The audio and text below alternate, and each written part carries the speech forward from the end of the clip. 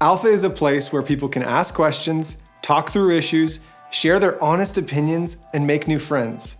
All of this happens best in the small groups.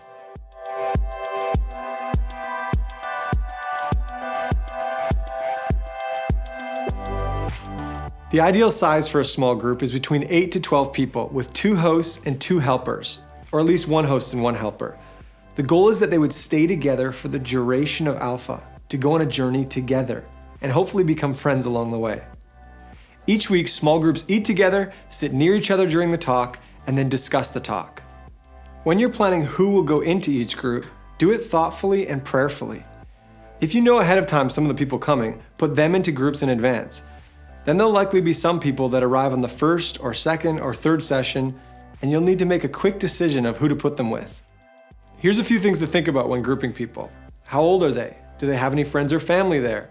Is there generally an equal number of males and females in each group? Who invited them?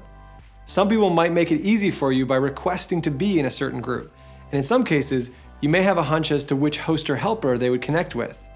Now, this language of small group host and helper is really important because on Alpha, it's less about being a leader in the small group and it's more about hosting a conversation and helping people feel welcome and included.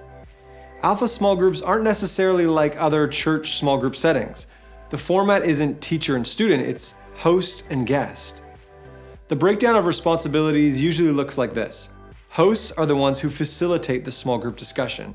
Helpers are there to help the group and the host with anything that might make the group experience even better.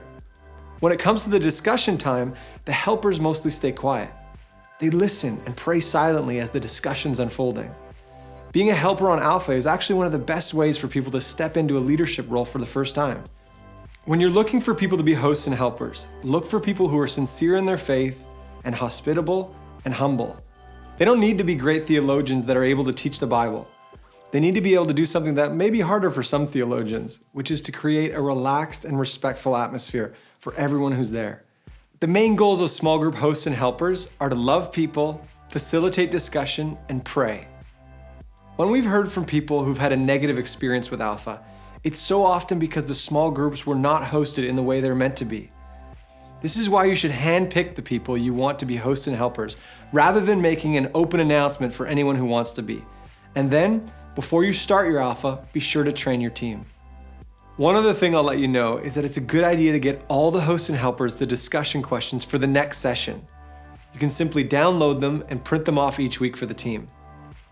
Take a few minutes right now to think and pray about who you could ask to be a host and a helper. Try thinking about it like this. If one of your closest friends was going to come out to Alpha, who would you want to be their group host?